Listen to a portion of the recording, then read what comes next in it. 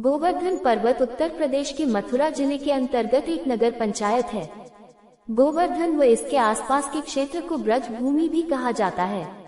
ये भगवान श्री कृष्ण की लीला स्थली है। यहीं पर भगवान श्री कृष्ण ने द्वापर युग में ब्रजवासियों को इंद्र के प्रकोप से बचाने के लिए गोवर्धन पर्वत अपनी कनिष्ठ अंगुली पर उठाया था। गोवर्धन पर्वत को भक्तजन गिरिराज जी भी कहते हैं। गोवर्धन पर्वत का जन्म भारतवर्ष में शाल्मली द्वीप के भीतर द्रोण पर्वत की पत्नी के गर्भ से हुआ। तब सब पर्वतों ने एक स्वर में गोवर्धन पर्वत को गिरिराज की उपाधि दी। गर्ग संहिता श्री वृंदावन खंड अध्याय 2 श्लोक संख्या 13-15। सदियों से यहाँ दूर दूर से भक्तजन गिरिराज जी की परिक्रमा करने आते रहे हैं। ये 7 कोस की परिक्रमा लगभग 21 किलोमीटर की है। मार्ग में पड़ने वाले प्रमुख स्थल आन्योर, गोविंद कुंड, पूंछरी का लौठा, जतिपुरा राधा कुंड, कुसुम सरोवर, मानसी गंगा, दानघाटी इत्यादि हैं। परिक्रमा जहां से शुरू होती है वहीं पर एक प्रसिद्ध मंदिर भी है जिसे दानघाटी मंदिर कहा जाता है। राधा कुंड से 3 मील दूर गोवर्धन पर्वत है।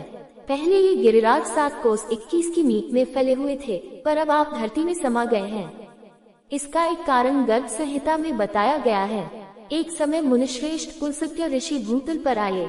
उन्होंने द्रोणाचल के पुत्र श्रेष्ठ पर्वत गोवर्धन को देखा।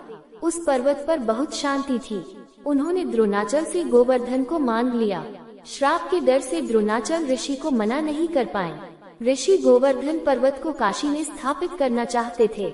ऋषि की बात सुनकर बहाना बनाने के अभिप्राय से गोवर्धन बोले, मेरा शरीर 8 योजन लंबा, 2 योजन ऊंचा और 5 योजन चौड़ा है। आप मुझे कैसे ले चलेंगे? गर्ग संहिता श्री वृंदावन खंड अध्याय 2 श्लोक संख्या 16-30। परंतु ऋषि अपने दाहिने हाथ पर रखकर चल पड़े। गोवर्धन पर्वत भगवान श्री कृष्ण के गोलोक धाम से आए थे और उनको वहाँ पर सुनी हुई सभी बातें याद थी। इसलिए वे वृंदावन में रहना चाहते थे, परंतु ऋषि के क्रोध से भी डरते थे।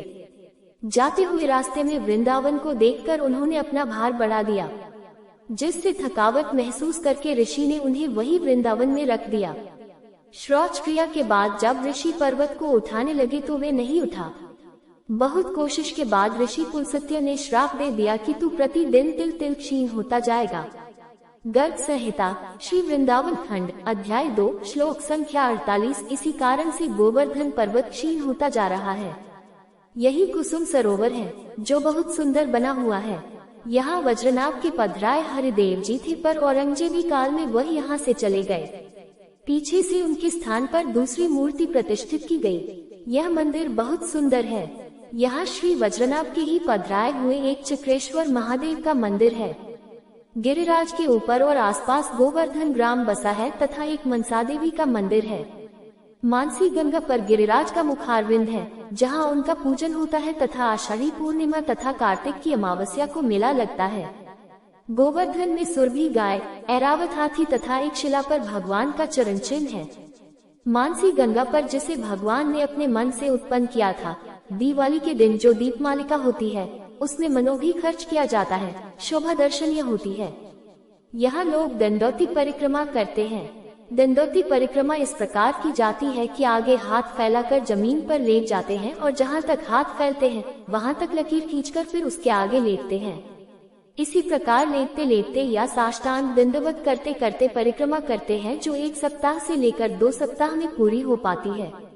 यहाँ गोरोचन, धर्मरोचन, पापमोचन और ऋणमोचन ये 4 कुंड हैं तथा भरतपुर नरेश की बनवाई हुई छतरियाँ तथा अन्य सुंदर इमारतें हैं।